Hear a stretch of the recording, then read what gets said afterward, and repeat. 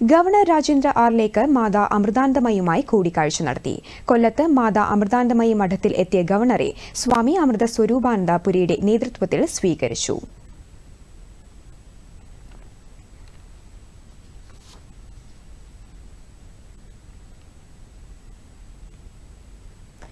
മാതാ അമൃതാനന്ദമയിയുമായി സംബന്ധിച്ച് ഗവർണർ ആശ്രമവും പരിസരവും സന്ദർശിച്ചു.